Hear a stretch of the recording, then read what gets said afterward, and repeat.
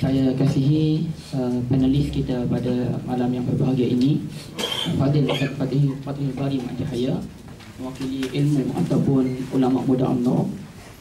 Di sebelah kiri saya Fadil Ustaz Wanji Wan Hussein, penulis buku Metod Menegur Kepimpinan Menurut Al-Quran Menurut Maqasid, penasihat kepada Youth Center selaku penganjur pada hari ini, dan juga seluruh AJK Syuban, Sekretariat Syuban Persatuan Ulama Malaysia, seluruh hadirin dan hadirat mukminin dan mukminat yang hadir pada malam ini. Ringkas cerita, pada malam ini kita akan mengadakan satu forum, dan bukannya debat ya, satu forum yang bertajuk Metod Menegur Kepimpinan Menurut Al-Quran, As-Sunnah dan juga pandangan-pandangan ulama yang muktabar. Dan forum ini diadakan sebagai satu respon kepada pandangan Al-Fadhil Ustaz Fathul Bari dalam Perhimpunan Agung UMNO baru-baru ini, yang mana Ustaz Fathul Bari membangkang ataupun membantah tindakan beberapa kumpulan pemuda, khususnya dalam parti pembangkang, yang mana telah mengkritik pimpinan secara terbuka. Maka di sana timbullah satu persoalan, apakah boleh atau tidak boleh menegur dan menasihati pemimpin secara terbuka ataupun secara radikal sebagaimana yang dibuat oleh beberapa kumpulan anak muda baru-baru ini. Maka pada hari ini secara ringkasnya saya akan membacakan terlebih dahulu apakah syarat-syarat yang telah dipersetujui antara kami bertiga.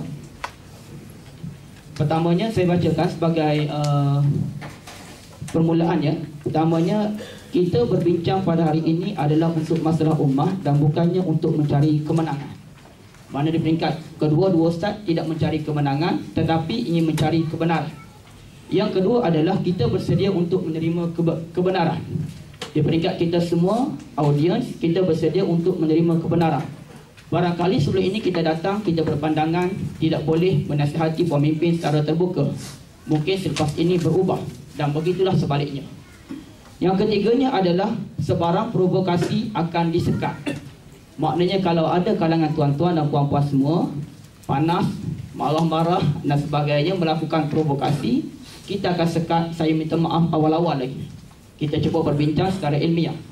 Yang keempat adalah perbincangan kita berteraskan Al-Quran, As-Sunnah dan juga akwal ulama as-salaf, dan kita tidak akan mengambil pandangan-pandangan yang selain daripada tiga teras utama tadi. Dan terakhirnya, selepas perbincangan Fadhil Ustaz Fathul Bari, persoalan mestilah bertulis. Jadi kalau ada juga kalangan tuan-tuan dan puan-puan rasa tak jelas nak tulis dan sebagainya, mungkin saya boleh pertimbangkan, tetapi setakat ini kita hanya menerima soalan bertulis sahaja. Dan kalaulah ada juga nak cakap, boleh minta kebenaran. Dan kalau nampak provokasi pun tak ada dan sebagainya, insya-Allah saya rasa kedua-dua panel boleh terbuka untuk menerima persoalan secara lisan, tetapi mestilah secara beradab, dan jika ada provokasi saya akan sekat. Baik. Protokol dalam perbincangan pada hari ini adalah kita ada hanya 3 pusingan sahaja. Pusingan pertama, kedua-dua panel akan membentangkan idea asas masing-masing. Al-Fadhil Ustaz Wanji akan membentangkan selama 20 minit, dan kemudiannya Al-Fadhil Ustaz Fathul Bari akan membentangkan pula selama 20 minit. Dalam pusingan yang kedua, kita akan buka ruang soal jawab sepenuhnya. Dan saya rasa dalam round kedua ini, round yang paling penting, pusingan yang paling penting. Dan yang ketiganya, kita akan memberi peluang dan masa kepada setiap panel dalam 5 minit untuk melakukan kesimpulan, insya-Allah. Saya sebagai tidak melengahkan masa menjemput Al-Fadhil Ustaz Wanji untuk memulakan forum kita pada malam ini, insya-Allah.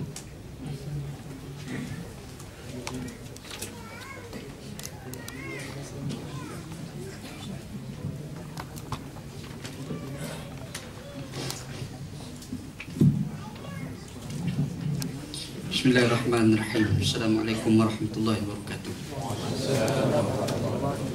Alhamdulillahirabbil alamin, wassalatu wassalamu ala asyrafil mursalin wa ala alihi wa sahbihi ajma'in.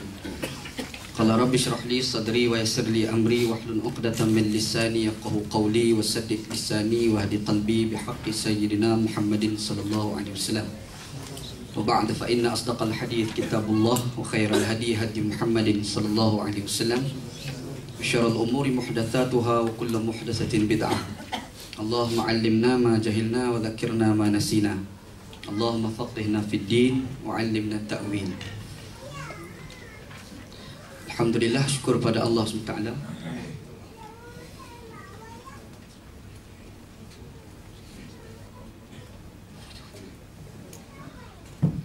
Bismillahirrahmanirrahim. Minta maaf mengganggu.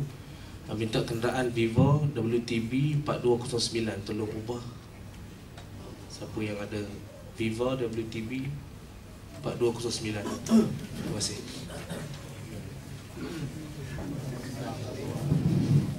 Gangguan sikit iklan. Alhamdulillah, syukur pada Allah SWT. Pada hari ini kita bertemu untuk kita berbincang satu tajuk lah yang sebenarnya agak bising juga sekejap hari itu, tapi Alhamdulillah benda itu dah reda. Cumanya kita nak bincanglah perkara ini secara ilmiah, insya-Allah. Dan pada hari ini insya-Allah Ana akan bentang awal atas permintaan Ustaz Fathul Bari. Ustaz Fathul Bari semalam diminta supaya Ana bentang dulu. Jadi insya-Allah Ana akan bentang pendapat Ana, dan insya-Allah pada ni kita ada soal jawab dan kita akan berdialog lah, insya-Allah. Cuma pada hari ini fokus utama Ana pada hari ini adalah Islam ataupun Al-Quran dan Sunnah sendiri itu diturunkan oleh Allah Subhanahu Wa Taala kepada para nabi. Tujuan adalah untuk melaksanakan keadilan. Allah Subhanahu Wa Taala menyatakan, Allah Subhanahu Wa Taala sebut dalam satu hadis kursi, inni haramtu zulma ala nafsi wa ja'altuhu bainakum muharraman fala tazalamu. Sesungguhnya aku mengharamkan zalim berlaku pada diri aku sendiri, dan aku jadikan dia haram di kalangan kamu, maka sekali-kali jangan kamu lakukan kezaliman. Fahamnya Allah SWT mengharamkan kezaliman dengan makna hendaklah kita melakukan keadilan di atas muka bumi Allah Subhanahu Wa Taala. Bukan sekadar tidak boleh melakukan kezaliman, bahkan cenderung kepada orang melakukan kezaliman pun diharamkan oleh Allah SWT. Allah SWT sebut dalam Al-Quran, wala tarkanu ila alladhina zalamu fatamassakumun nar. Jangan kamu cenderung kepada orang yang melakukan kezaliman, nanti kamu akan disambar oleh api neraka Allah SWT. Jadi disebabkan itulah Imam Ibn Qayyim ada menyatakan di dalam kitab dia Turuqul Al-Hukmiyah, At-Turuqul Hukmiyah. Dia menyatakan fa inna Allah Subhanahu wa Ta'ala arsala rusulahu wa anzala kutubahu liyaquma an-nasu bil qist wa huwa al-'adlu alladhi qamat bihi al-ardu was-samawat. فإذا ظهرت أمارات العدل وأسفر وجهه بأي طريق كان فتم شرع الله ودينه. Maksudnya Allah Subhanahu Wa Taala telah mengutuskan para rasul dan juga menurunkan kitab supaya manusia terlaksana keadilan. Dan keadilan itu seperti mana berdirinya langit dan bumi. Dan apabila zahirlah keadilan tersebut dan tersingkaplah wajah keadilan dengan apa cara sekalipun, maka kamu akan dapati syariat Allah dan juga agama Allah Subhanahu Wa Taala. Baik. Dan apa yang masukkan dengan keadilan? Kalau kita buka dalam kitab At-Tahqiqul Ma'mul karangan Imam Al-Baydawi, dia menyatakan manuhiya anhu syar'an faqabihun wa illa fahasan. Apa yang ditegah oleh syarak maka itu adalah buruk, dan apa yang disuruh oleh syarak kita lakukan maka itu adalah baik. Begitu juga Imam Asy-Syatibi menyatakan di dalam kitab Al-Muwafaqat, beliau menyatakan al-ma'lum min asy-syari'ah innaha syuri'at li masalihil ibad fataklifu kulluhu imma li dar'il mafsadah wa imma li jalbil maslahah. Maksudnya perkara yang diketahui dalam syariat, disyariatkan hukum itu kerana maslahah hamba, dan taklif itu seluruhnya dengan tujuan untuk menolak segala mafsadah dan untuk menarik segala maslahah. Itu yang disebut oleh Imam Asy-Syatibi. Jadi bila kita tengok apa yang asas bagi penurunan Al-Quran dan diutuskan para rasul untuk melaksanakan keadilan, kurang daripada itu timbullah pemerintahan yang berasaskan kepada Islam. Allah Subhanahu Wa Taala nyatakan dalam Al-Quran dalam surah Al-Baqarah ayat 30, wa isqala rabbuka lil malaikati inni ja'ilun fil ardi khalifah. Sesungguhnya dan ketika mana berkata Tuhan kamu Muhammad kepada malaikat, aku nak jadikan di atas muka bumi ini khalifah. Dalam menafsirkan ayat ini, Imam Al-Qurtubi menyatakan dalam kitabnya Tafsir Al-Qurtubi Al-Jami' Al-Ahkam Al-Quran, dalam kitab tersebut menyatakan hadhihi al-ayah aslun fi nasbi imamin wa khalifatin yusma'u wa la yuta'. Yusma'u lahu wa yuta'. Maksudnya ini dah adalah ayat merupakan asal bagi pelantikan imam dan juga khalifah, yang dia itu didengari dan ditaati, kata Imam Al-Qurtubi. Dan apa yang dimasukkan dengan pemerintahan? Kata Imam Al-Mawardi di dalam kitabnya Al-Ahkam As-Sultaniyah, iqamatuddin wa siyasatud dunia, melaksanakan agama dan mentadbir bumi. Dan perkataan Imam perkataan Ibnu Khaldun dalam kitab Al-Muqaddimah. Dia menambah hirasatud din wa siyasatud dunyabi, mentadbir bumi dan melaksanakan melaksanakan agama dan mentadbir bumi dengan agama. Itu perkataan daripada Imam Ibnu Khaldun di dalam kitabnya Muqaddimah. Jadi bila kita tengok tugas pemerintah itu dinyatakan berdasarkan pada firman Allah SWT tadi dan ditafsirkan oleh ulama-ulama tadi. Jadi kesimpulan kita dapat ambil di sini, tugas pemerintah ada beberapa perkara yang wajib ditunaikan. Yang pertama adalah iqamatuddin, melaksanakan agama. Apa yang dimaksudkan dengan melaksanakan agama? Melaksanakan undang-undang Islam, ekonomi Islam, seperti contoh pengurusan minyak dan air mengikut cara Islam. Nabi SAW ada sebut dalam satu hadis yang diriwayatkan oleh Imam Abu Daud, kata Nabi SAW, al-muslimuna syuraka'un fi salas, fil kala'i wal ma'i wal kala', fil kala'i wal ma'i wal nar, wa thamanuhu haram. Kata Nabi SAW, orang Islam itu berkongsi pada 3 perkara: rumput, air dan juga api. Jadi, dan harganya adalah haram. Bermakna pengurusan tersebut hendaklah diurus secara Islam. Dan boleh didebat dalam ekonomi Islam lah, mungkin kita tidak perlu bincang di sini. Dan begitu juga Imam Ibn Taymiyah mengatakan dalam kitab Al-Hisbah, beliau menyatakan wa iqamatul hudud wajibatun ala wulatil umur, melaksanakan batasan-batasan Allah, al-hudud, wajib atas setiap pemerintah. Wa dzalika yuhsalu bil uqubati ala tarkil wajibati wa fi'lil muharramat. Demikian itu terhasil dengan uqubat atas meninggalkan perkara yang wajib dan melakukan perkara yang diharamkan oleh Allah SWT. Baik, dalam kitab Al-Hisbah muka surat 70. Jadi begitu juga yang dikatakan tugas sebagai pemerintah melahirkan persepsi yang baik terhadap Islam daripada pandangan orang bukan Islam terhadap Islam itu sendiri. Sebab Islam mementingkan kepada persepsi, gambaran orang terhadap Islam. Apabila Sayyidina Umar Al-Khattab dia pernah berjumpa dengan Rasulullah SAW, dia minta untuk nak bunuh orang yang bernama Abdullah bin Ubay bin Salul. Nabi SAW tak bagi. Nabi Muhammad menyatakan la yatahaddatsun nasu annahu kana yaqtulu ashabah.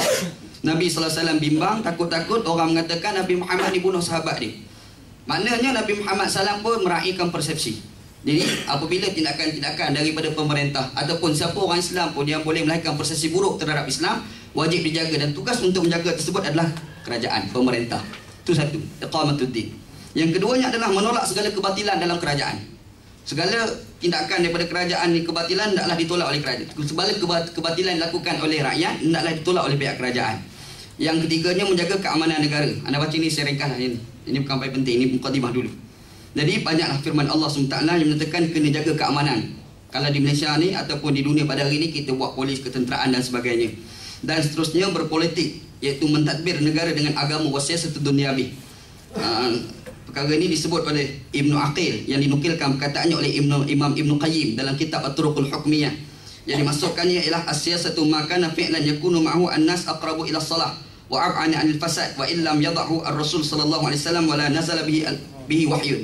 Kata dia, bersiasah itu adalah melakukan sesuatu tindakan yang boleh menghampirkan rakyat kepada kebaikan, maslahah, dan menjauhkan rakyat itu daripada mafsadah, walaupun benda itu tidak dilakukan sendiri oleh Rasulullah sallallahu alaihi wasallam.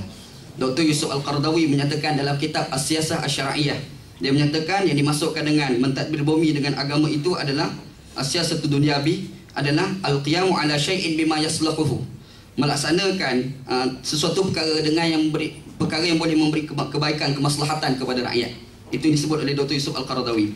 Jadi dan segala pengurusan itu hendaklah merujuk kepada Al-Quran dan hadis Nabi sallallahu alaihi wasallam. Sebab Allah SWT menyatakan dalam Al-Quran, al-yawma akmaltu lakum dinakum wa atmamtu alaikum ni'mati wa raditu lakumul Islam dinan. Kata Allah SWT, hari ini